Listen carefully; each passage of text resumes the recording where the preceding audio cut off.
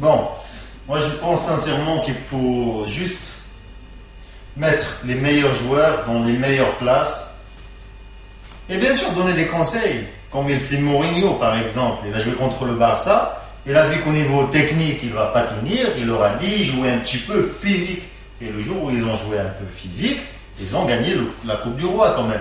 C'est pas le même niveau, c'est pas la même chose, mais en soyant un petit peu dur sur le terrain, parce que c'est le football actuel, c'est un peu aussi physique, technique plus physique, ça fait un joueur complet. C'est-à-dire qu'on peut gagner des matchs. Moi j'ai un schéma tactique. Je pense que c'est les meilleurs joueurs actuels. Et si vous mettez ma parole en doute, vous avez qu'à essayer. Vous avez qu'à essayer, vous allez voir ce que ça donne. Pour le moment, vous hésitez trop. Est-ce qu'on met un joueur local? Est-ce qu'on met un joueur européen? Est-ce qu'on met un je sais pas quoi? Mais ça a toujours marché comme ça. Avant, quand il y avait pratiquement sur 11 joueurs, il y avait 2 joueurs qui venaient de l'Europe pour renforcer les équipes, on s'est toujours qualifié. Mais moi, je ne dis pas ça pour que vous faites jouer 11 joueurs maintenant local et 2 joueurs qui jouent à l'étranger ou quoi que ce soit. Non, c'est prendre les meilleurs qui sont en Europe et les meilleurs en championnat local. C'est le seul moyen de gagner des matchs et de faire des résultats. Car même si on n'a pas qui joue avec le cœur, qu'il y en a qui jouent que pour se faire médiatiser et pouvoir aller dans un autre club à l'étranger, ça on le sait très bien, et on aura d'autres qui joueront avec le cœur pour le drapeau national, pour le Maroc, car il y a 35 millions de personnes quand même qui regardent dans l'espoir de gagner une Coupe du Monde un jour ou une Coupe d'Afrique. Pour le moment on est loin de tout ça, mais j'espère qu'on va y arriver un jour. Hein. Bon, passons à la liste. Et comme j'ai dit, messieurs Guéretz, si on est un entraîneur de grande qualité, on n'a pas besoin de présélectionner 30 joueurs. Vous croyez que c'est le Brésil ou quoi? Vous avez 3 équipes nationales. Et vous êtes le Maroc, descendez un petit peu sur terre. Certes, on a des très bons joueurs techniquement et tout ça. Mais il faut du travail encore pour que ça donne quelque chose. Présélectionner 30 joueurs à la façon de Domenech, c'est un bidon. Ça sert à rien. Si on est un entraîneur qui connaît bien les joueurs, on a besoin de sélectionner 22 joueurs. Ça sert déjà à l'entraînement et ça sert sur le terrain. Les 22 meilleurs, voilà, tac, boum, et tiens le résultat. C'est pas 30 joueurs, on dirait qu'on est l'Argentine. Bref. Gardien de but.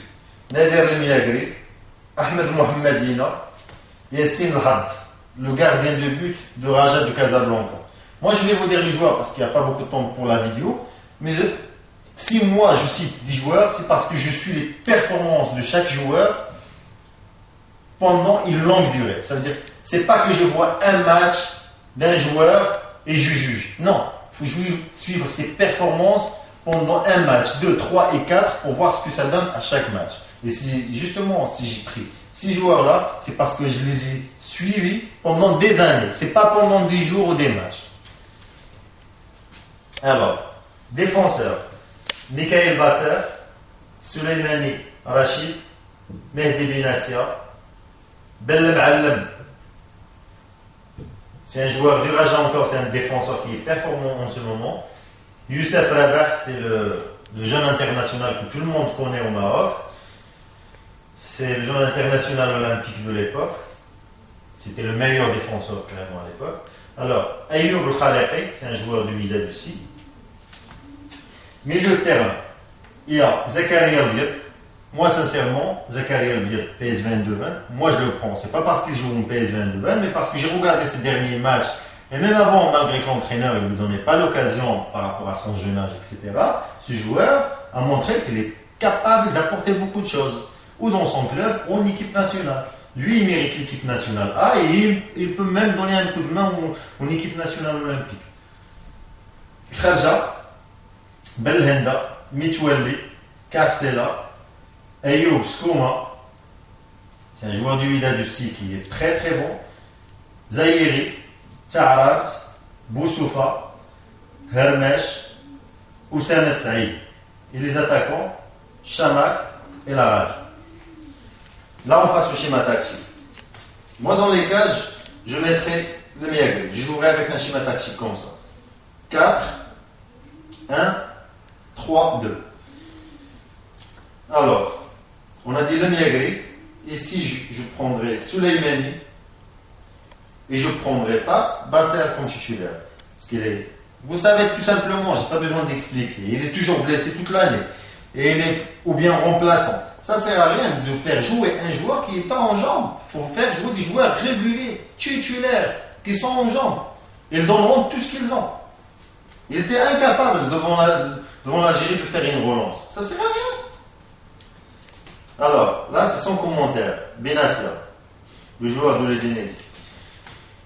Et là, je fais jouer ou bien Bellemal, parce que Kantaré il est blessé, mais de toute façon, Kantaré, c'est pas celui que je préfère. Hein. Alors, Bellemal, c'est un joueur de Raja, mais en ce moment, je pense qu'il a un petit peu mal aux adducteurs et tout ça, ce que j'ai entendu dernièrement.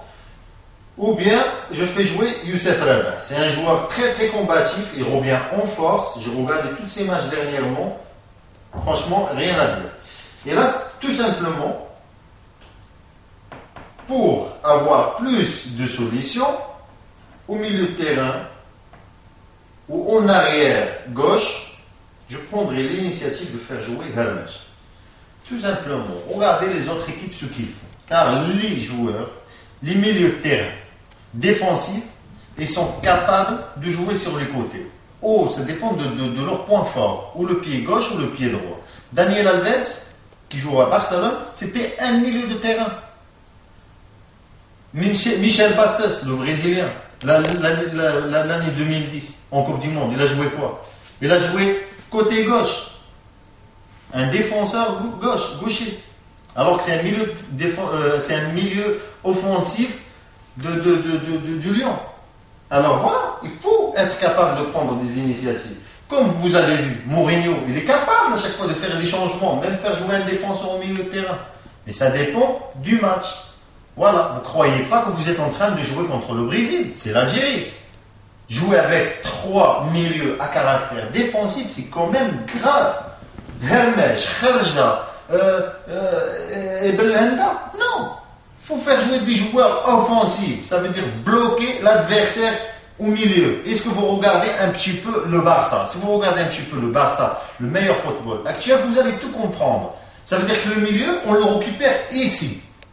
Dans la ligne offensive au milieu de terrain. Le ballon, il ne dépasse pas le milieu de terrain. Les défenseurs, ils n'ont pas beaucoup de travail. Parce que c'est ou Xavi ou Iniesta qui font le travail.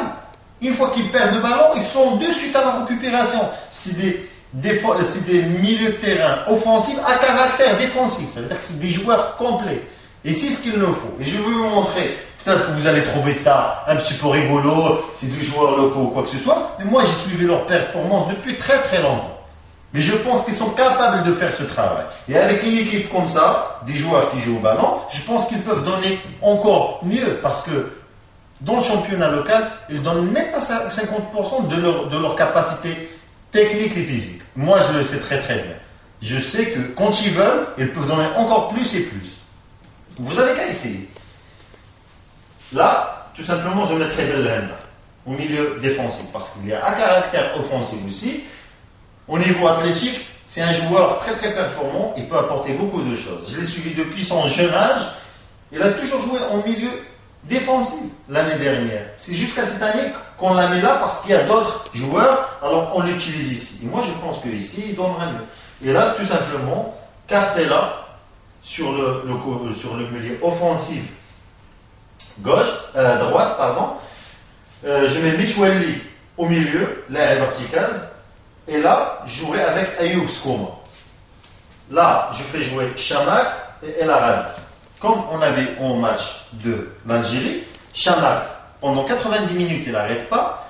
Les joueurs, ils viennent toujours, il attire les joueurs adverses, ce qui va donner l'opportunité ou à El Arabi ou à Carcela de marquer. Et Mitouali et Skouma, pour finir, c'est des joueurs qui donnent toujours des passes. ما كنشوفوا اللاعب كيفاش كيرشع وكيف سك الكره من اللاعب ديال لادفيرسير.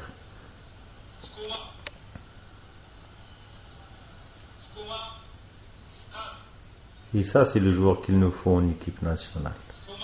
La vision de jeu et la confiance. Regardez la manière de dribbler. Protection de balle. Vision. Regardez bien, le joueur qui arrive, le milieu de terrain, et qu'on récupère le ballon alors que c'est un milieu offensif qui se transforme en milieu défensif. Et là, il est dans son rôle de mettre ses coéquipiers en confiance et de temporiser. Regardez la couverture de balle. Hein. Voilà. Et là, il prend son temps pour donner l'intelligence dans le jeu.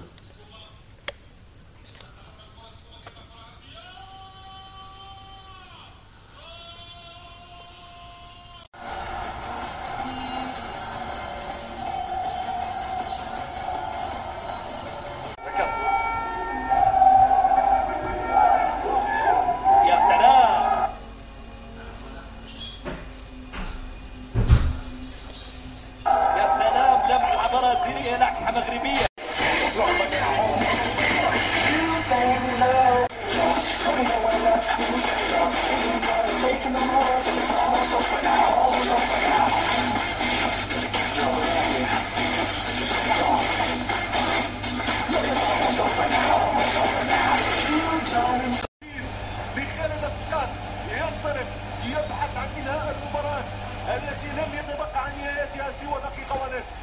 خالد اسقاط في محاولة للربح بعد الثواني، المراوغة المرور من الجيلوس يحصل على خطأ وفاء.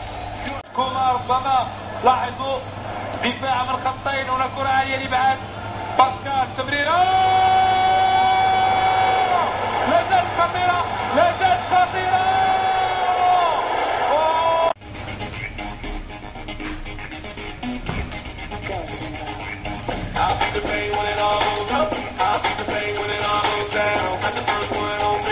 Et pas derrière, Alex. Ouais. C'est pas beau ce geste-là. Oh, le voilà, ce Skouma dont on parlait tout à l'heure.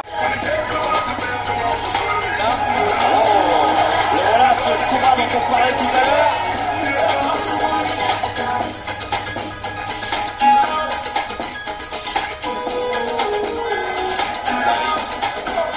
Il est passé. Ouais, il est bon ce ballon-là. Attention, il se présente devant les.